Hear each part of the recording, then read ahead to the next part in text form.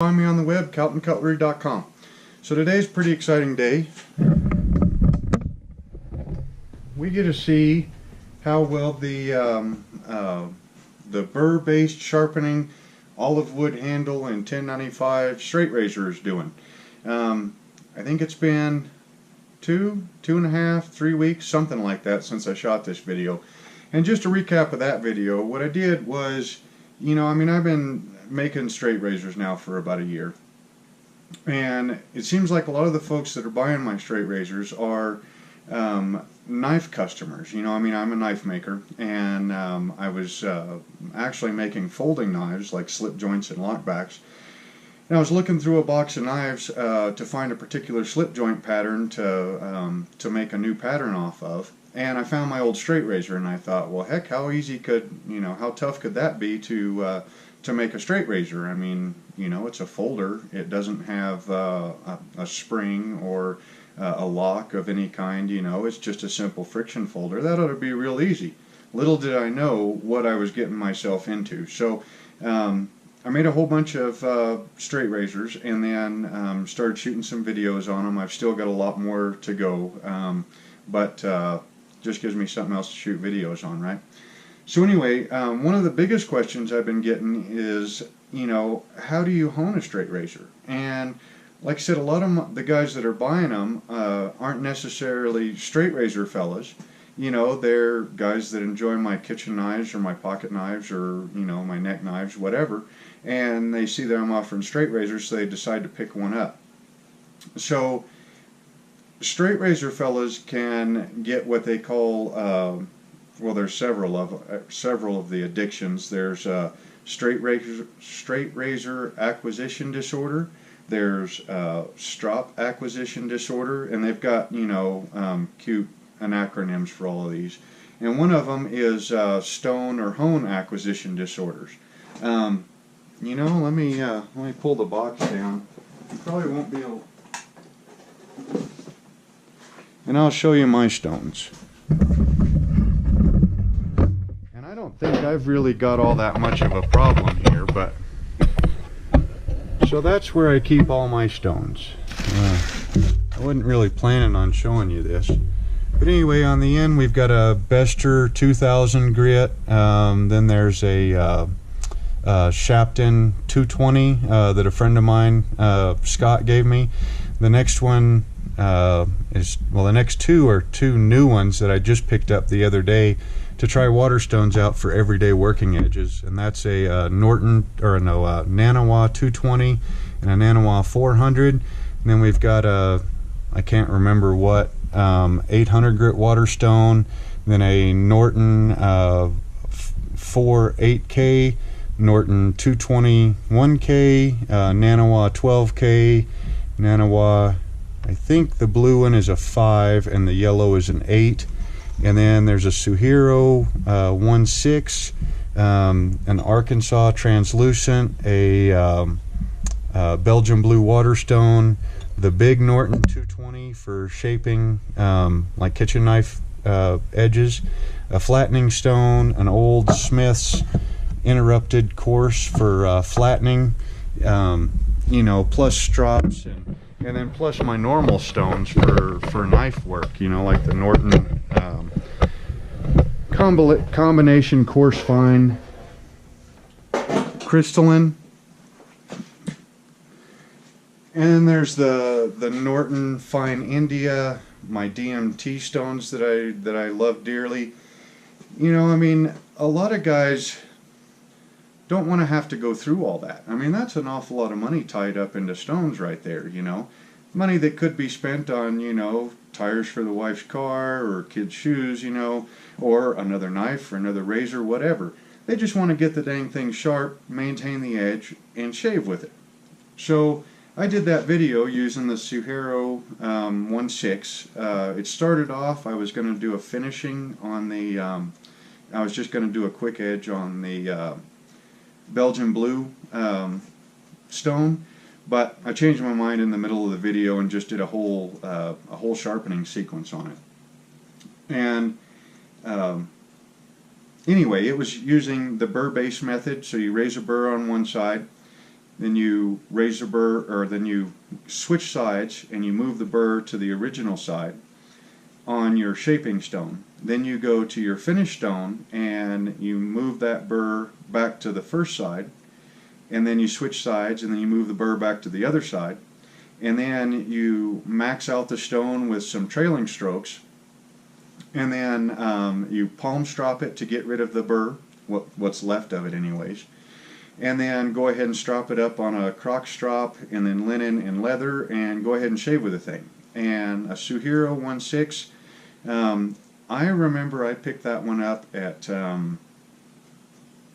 one of the woodworking shops down in Fort Collins. I can't remember the name of them at the moment. I'll remember later. But it was the only one they had, and I want to say, you know, at a woodworking supply house, I probably spent $70 on that stone. Which honestly, $70 for a sharpening stone sounds like a lot until you start shopping for sharpening stones, especially water stones. I was looking at a couple. I was trying to find a place where I could find the Suehiro 1/6 to be able to send you there, to be able to just pick that one up. And so far I really haven't found the exact same stone that I have. I don't know if they've changed them or what, but looking at some of those stones, they get ungodly expensive. Okay, I mean, that Nanawa 12K over there, I want to say I gave like $110 for the thing. You know, for a little bitty stone that's, you know, 3/8 of an inch thick, 3 inches wide and 8 inches long. And the higher grits, I was talking to a fella at the straight razor meet down in Denver yesterday. He just picked up, I can't remember who made it, but it was a 20 or a 25,000 grit stone, and he said he spent $250 on it. I mean, you can rack up a lot of money really fast in sharpening stones, which is why I wanted to do this one. But anyway, this one was on a very simple, very inexpensive Suehiro 1/6 with trailing strokes at the end to max the stone out. Then, like I said, palm stropping to get rid of most of the burr, and then stropping on a crock strop, chromium oxide, and then regular linen, and then leather. Like I said, I've shaved with it since the day that I put the edge on it. About every other day. I think there was one day in there that I shaved every day, and then another time that I went 3 days before shaving. So figure every other day for 2 or 3 weeks, something like that. And this is what the edge looks like. So let's get you up nice and close here so you get just as big a view as you can get. Okay, so these scratches right here, those are, that's our blade finish. This is our transition zone from the blade finish to the edge bevels. Alright, and then from here to here are edge bevels, and then this white line that you see at the very top, that's the actual edge. Alright, now, with a stone, when you hone a razor, what you're really doing is you're setting the edge up. Okay, your final edge, the edge that actually takes the hairs off your face, is put on there by the strop. Okay, so it's kind of like a micro bevel, only without, you know, changing the angle of the blade on the stone. Okay, because straight razors have got the spine, and so that's what sets your angle. But your strop is what actually puts that final finished edge on it that actually contacts your hairs in your face. So this right here are 6,000 grit scratch pattern. You can see that they're pretty much straight up and down from the trailing passes that I was making right at the end to max out the stone. The very, very light I'm not sure if they're scratches or if they're streaks. That's from palm stropping. What I mean by palm stropping, if you guys have seen my other videos, Mastro Livy in some of his videos does this an awful lot. And you just strop on the palm of your hand. You do that mostly to clean the edge. I don't know if your skin has got enough abrasive qualities to actually, you know, tune an edge up all that much. But at most, it definitely cleans it. So that's what these hazy almost look like scratches are from is the palm stropping. These shiny spots up in here, well, not glinting light, but they don't have scratch patterns on them anymore. So like right here you see a whole bunch of scratches, and then up in here all of a sudden you don't see scratches anymore. That's caused by the strop, whether it's the chromium oxide, the leather, or the linen. One of those is polishing, and then that's what this, if this scope would go high enough and we were able to turn the blade this way enough to where you could see that, you would see that the very edge would be completely scratch free, I would bet, at this level of magnification. Like I said, this was taken up to a 6,000 grit stone. Chromium oxide, I believe, is 20 or 30,000 grit, something like that. So it's insanely fine and does a really good job of polishing.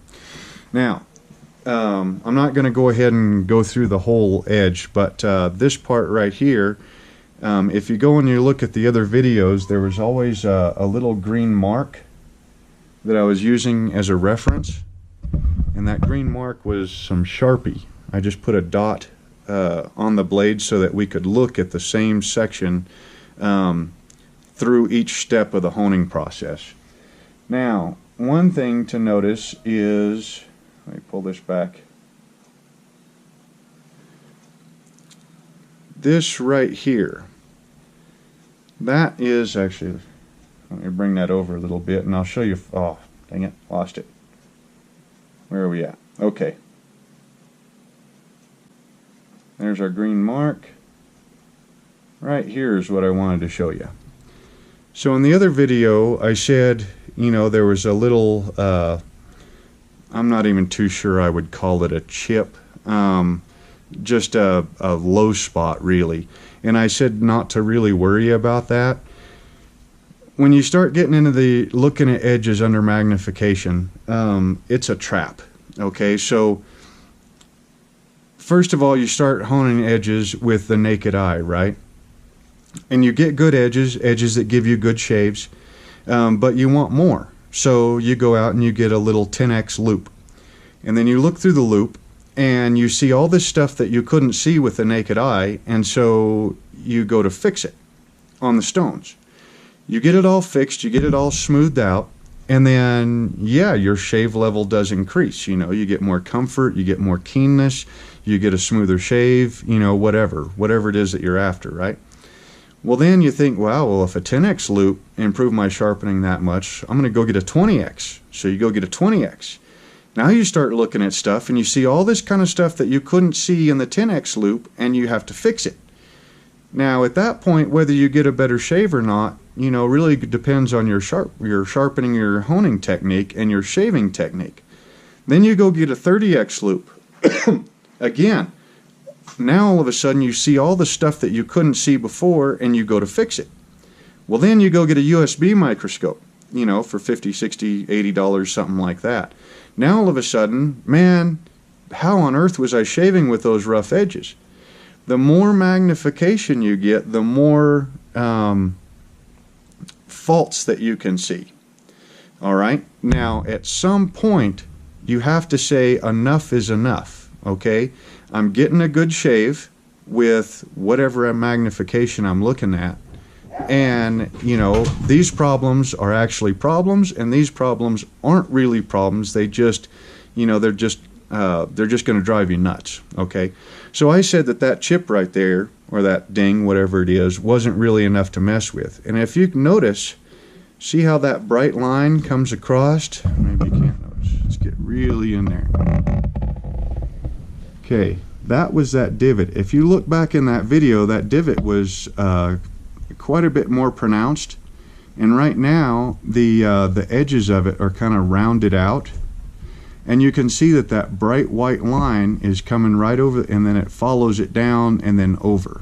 Okay, that means that is getting hit by the strop, and it's getting smoothed out just as much as the rest of the edge is.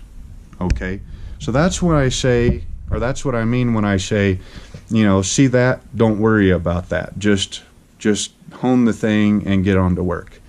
Now, to give you a size comparison, of what it is that we're looking at, this is one of my beard hairs.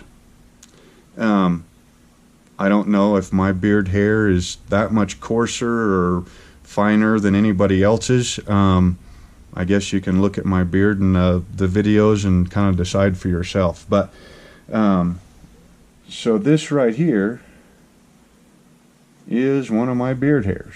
There's the root, there's the actual hair. Now look at the size. Now I'm going to focus in on the hair. About as much right there as I can get. So if you go back to that chip, which is right here right now, that chip is what? Now we're on an angle, so you know it's not even quite a finger's width. You know, that chip is half the width of that beard hair. I would guess that beard hair is probably, I don't know, 2 to 3 thousandths of an inch thick. So that means that that chip right there is 1/1000th of an inch thick, if it's that. So it's really kind of splitting hairs. Get it? You know, shaving, honing videos, splitting hairs. Anyways, so that's what the edge looks like after 2 or 3 weeks of, you know, every other day shaving with it. And it's been doing really good. This particular razor, I just had one of the fellas at the shave meet last night. He went ahead and measured it and calculated the angle.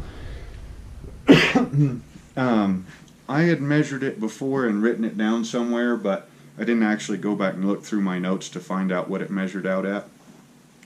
But he measured this razor out at a 14.5 degree angle. Actually, while I've got you here, what we'll do is we'll go ahead and I'll give you the formula, and that way you can spread the good word. So the formula to get your sharpening angle on a straight razor is the thickness of the spine divided by the active width. Okay, so the width between the very edge and the very top of your hone marks. Okay, and then you multiply that by 57.3, and that gives you your approximate honing angle. He says that while it's not 100% accurate, it's accurate enough to what you're measuring with, which I believe that. So you take a piece of steel and a micrometer. You guys know what a micrometer looks like, right? Micrometer. You take that micrometer and a piece of steel and hand it to somebody, and even if it's been surface ground with a 1/2 thousandths, you know, thickness, and you have them measure, 3 people measure that same piece of steel, you'll come up with 3 different numbers. I mean, using a micrometer has an awful lot of feel to it, you know. You bring the anvil down into contact, and then you want to have just a slight amount of drag to it. So, you know, the difference between this much pressure and this much pressure, which that barrel just barely moved, you know, could be 2/1000ths of an inch difference. So that method will get you as close as your measuring technique will allow. Now, a 14.5 degree angle is a little bit on the aggressive side. I've heard that your standard for straight razors is 17. Okay, the range, the standard range that's kind of recommended for straight razors, I want to say is like 15 to 19, or maybe it's 15 to 20, something like that. It'll probably depend on who you ask. So 14.5 is a little bit on the lean side, which means that it's going to be a little bit aggressive and a little bit touchy, you know, when you first start out. And this razor is like that. The first 3, my camera timed out here. The first 3 shaves with this razor were a little bit on the aggressive side. And by aggressive, I mean you could definitely feel the edge up against your skin. Okay, so it wasn't that it was uncomfortable or that it didn't shave well. It's just very, very keen. And that's to be expected on a razor with that type of honing angle. After three shaves and, you know, the strops in between them and everything, then that slight bit of aggressiveness smoothed out, and I've been enjoying comfortable shaves with it ever since. Now, is this 6,000 grit edge, is it as comfortable as an edge off of a 12K nanowa? Not quite. You know, I mean, that 12K nanowa does give you an extra little bit of polish on the bevels, and it is a little bit more comfortable of a shave. But this is entirely satisfactory. You know, I mean, hey, if you told me that I could never go any higher than a 6K, I'd still be shaving with a straight razor. You know, I mean, it's plenty good enough. When you go higher, you get a little bit more comfort, though. Anyways, enough about me babbling. I've got another video that we're going to shoot here in a little bit. Since I did this, I was talking about the 1K challenge. The 1K challenge is where you take a straight razor and you only use, well, the highest stone grit that you use is 1,000 grit, which most people consider a bevel setter, okay, and not near fine enough for a comfortable shaving edge. And I thought, you know, I've heard about that and I've never done it. So I thought, well, I could go ahead and do it, but a whole bunch of other people have already done it and said that it worked good for them. So I'm going to go a step farther. I picked up a Smith's 6-inch tri-hone sharpening system from Walmart today for $24.97, I think it was. $24.97 or $23.97. It's got your coarse synthetic stone, your medium synthetic stone, and a fine natural Arkansas stone. I have no idea if that means it's a hard natural Arkansas stone or a soft natural Arkansas stone. But I'm going to go ahead and try it. I've got a razor over here. I'm going to shut you guys off, and then I'm going to just turn you back on again. We're going to do an unboxing on this, which I did unbox it at the store, just to kind of look at the stone before I bought it. But we're going to do an unboxing on this, and we're going to grab a razor, we're going to dull the crap out of it, and then we're going to bring it back, and then I'm going to shave with it tomorrow morning. Anyway, this is Joe Calton with Calton Cutlery. You can find me on the web, caltoncutlery.com. I hope you enjoyed the video. I hope you go back and you look at the simple razor sharpening technique, whatever it was that I said, where I honed this this custom 1095 razor that I made on a Suehiro 1.6 from scratch all the way up to shaving. I didn't shave in the video. I'm not too sure if I'm going to do shaving videos. I think that'd be kind of, I mean, I know other guys do it, but I don't know. The thought of bringing you guys with me into my bathroom, I don't know about that. Anyways, again, Joe Calton with Calton Cutlery. You can find me on the web, caltoncutlery.com. Hope you enjoyed the video, and we will see you here in about 10 minutes.